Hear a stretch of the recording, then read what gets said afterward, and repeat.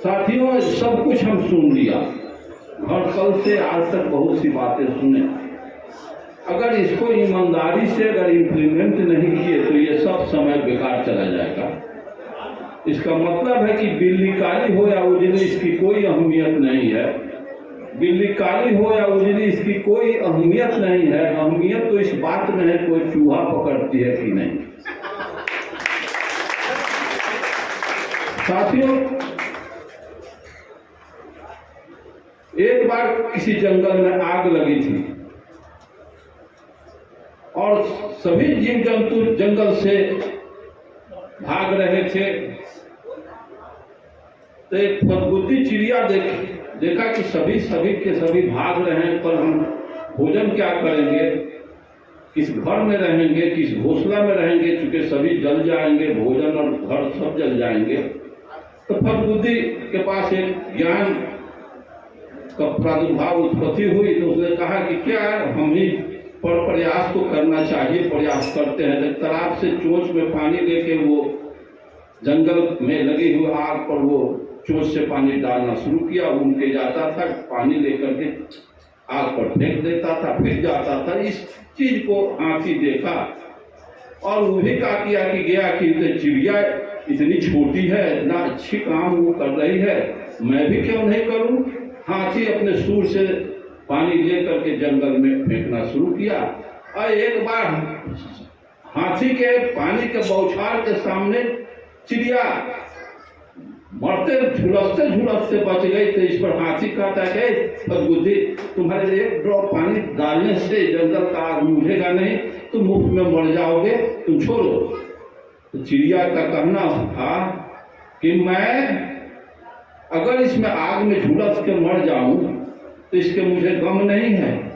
जब इसका इतिहास लिखा जाएगा तो मेरा नाम आग लगाने वालों में नहीं होगा, आग बुझाने वालों में। वही बात है, अगर संविधान का जो स्टेज देश का बना हुआ है, हम लोग खुद उसके क्रिएटर हैं। ये अवस्था लाने में हम दोषी हैं। कोई अपने आप कोई घटना घटती नहीं, अपने आप हर घटना के पीछे कारण होता है। बिना कारण का कोई कार्य होता नहीं है। हम अभी तक दर्शक बने हुए हैं। अपार ताकत 90% 85% का हम रात दिन गान करते हैं, भाषण में कहते हैं। हम समझ नहीं पाते हैं कि हमारे महापुरुषों ने कहा, पार्लियामेंट की तरफ इशारा दिया कि पार्लियामेंट जब तक हमारा नहीं होगा तुम हार जाओ।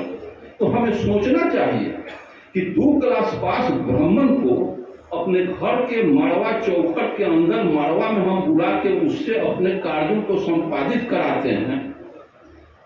जो 2 क्लास पास बाबा जी है, पार्लियामेंट में IAS IPS करके जो 20 क्लास का बैठा है, 2 क्लास पास बाबा जी को तुम अपने घर से निष्कासित नहीं कर रहे हो तो पार्लियामेंट से कैसे निष्कासित कर दो।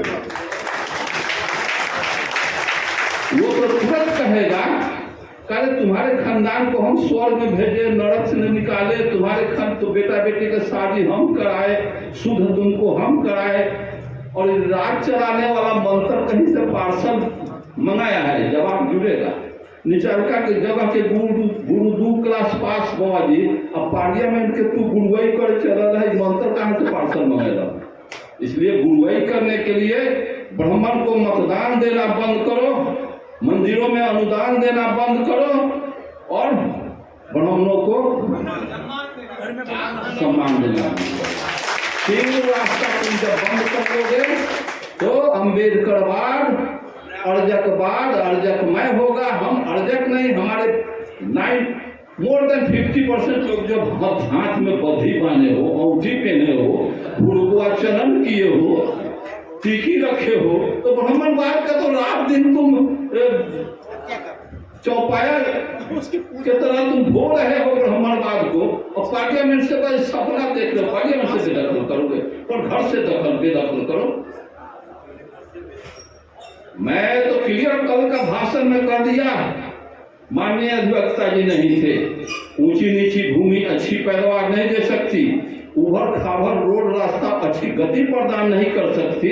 जिस समाज में ऊंच नीच छुआछूत के भेदभाव रखने वाले लोग क्या समाज का कल्याण करेंगे, संविधान का रक्षा करेंगे? वो तो ऊंच नीच में उनको सम्मान मिलता है, ऊंच नीच में उनका दाल रोटी चकाचक चल रहा है।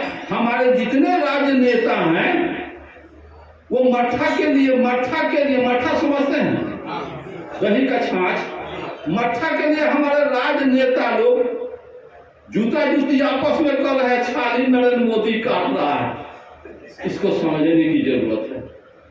और वो अपन धिया पर ठीक रहे तो पर गाड़ी। हमारा लोग आज भी हमारे राजनेता लोग 5 से 6 आदमी हैं, संकल्प ये लोग कर ले कि मर जाएंगे।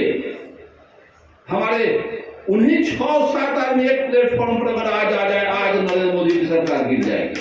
अगर उसमें अगर कुछ वोट लगता है, यही लोग बांट करके रखे हैं, यही लोग मोहन भागवत से इनडायरेक्ट मिले हुए हैं, यही लोग जिससे मिले हुए हैं, अपने समाज के ताकत को सौदागिरी कर रहे हैं। निश्चित मैं भी उत्तर प्रदेश का देखा था नजारा जीतने के पीछे, मैं भी समझा कि इसमें किन किन का हाथ है, को इससे कतरा रहे हैं, इस वजह से यहाँ भाजपा की सरकार बन गई।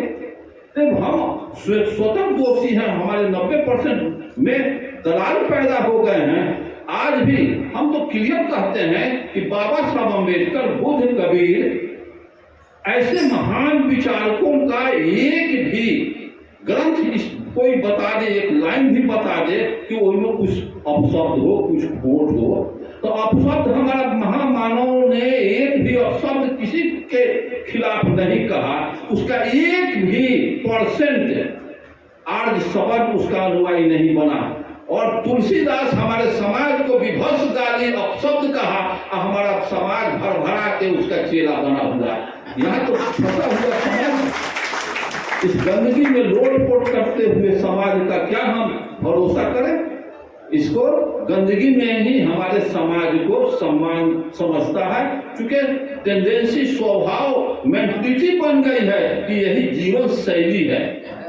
इससे आगे उसकी कोई सूझबूझ नहीं है, उसको कुछ सूझता ही नहीं है। और देहात के नजारा में जीवन देहात में गंवाया, चूंकि कम्युनिस्ट पार्टी में मैं काफी दिन तक रहा, करीब 42 वर्ष से मैं तो अर्जक संघ में हूँ। जब वर्मा जी का, रामस्वरूप वर्मा जी का लिटरेचर पढ़ा, जगदेव बाबू को, अम्बेडकर को पढ़ा, पेरियार को पढ़ा, उसके बाद हम देखे कि भारत के नब्ज को पहचाने तो रामस्वरूप वर्मा और डॉक्टर अम्बेडकर ही भारत का काल मार्क्स है, और लेडी जगदेव प्रसाद, इन्हीं लोगों के साथ बेहतर चलेगा। और नहीं तो मार्क्सवाद का भी ये जिस तरह से निकल गए भारतवर्ष में, ब्राह्मणवाद जिसको गालिब ने लिखा है कि खिलवते तौहीद जिन नमाजों से हुई, खिलवते तौहीद जिन नमाजों से हुई, वो नमाजे हिंद में नजरे ब्राह्मण हो गई, इस्लाम भी ब्राह्मणाइज हो गया। तो फिर ये बैकवर्ड का क्या पूछना है, तो जन्मजात ब्राह्मणाइज है।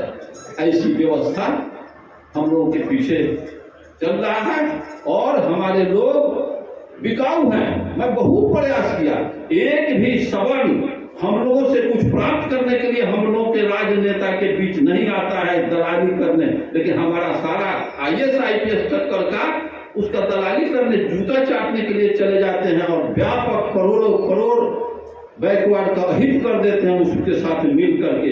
इस पर नजर रखना होगा।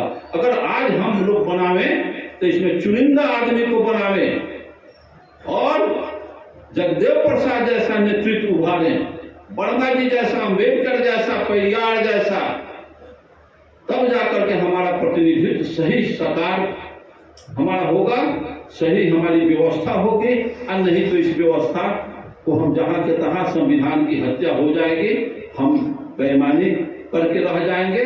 समाज का मेंटलिटी रीड करता हूं कि यहाँ सारे समाज भारतवर्ष के 90% बैकवर्डों के अंदर ये मेंटलिटी बनी हुई है कि भगत सिंह हमारा परिवार में पैदा न हो और वो उसके घर में पैदा हो। ऐसी व्यवस्था रहेगी तो काशीराम, निश्चित काशीराम महामानव का काम किया। काशीराम जितना फील्ड वर्क किए उस तरह से फील्ड वर्क का इतना जनसंख्या सफिशिएंट है। इतना हम लोग अगर तय कर लें, जब चंगेज और नीरो और कौन कौन दुनिया में सबका समूह नष्ट हो गया, सुसाइड आत्महत्या किया, ऐसी व्यवस्था और इनको सिर्फ हम लोग कुछ संकल्प करके लेते ब्राह्मणवाद का सार व्यवस्था को उखाड़ फेंकने के लिए हमको अपने आप को बेहतर ज्ञान से ओतप्रोत करना होगा। और जो आदमी जितना ज्ञानी होगा उतना ही साहसी होगा। और क्वालिफिकेशन का कोई इंपॉर्टेंस नहीं है। हम एमए कर जाएं, पीएचडी कर जाएं और बड़े बड़े डिग्री लेकर के बड़ा बड़ा पद पर चल करके तब इसमें रिटर्न होकर के इसकी कोई अहमियत नहीं। आप देखें दुनिया के अंदर कोई हमारे एक शब्द छोड़ करके, हमारे कन्हैया बाबू इसको थोड़ा दिशा इधर से उधर चले गए। इस धर्म की परिभाषा कितना सुंदर उन्होंने उठाए थे कन्हैया जी कि विवेक बुद्धि को मानव हित में प्रयोग का नाम धर्म है। ये कहे थे ना, विवेक बुद्धि को मानव हित में प्रयोग का नाम ही धर्म है। तो विवेक बुद्धि को मानव हित में कौन प्रयोग किया? तो गैलीलियो किया, न्यूटन किया, आइंस्टीन किया, जेम्स वाट किया।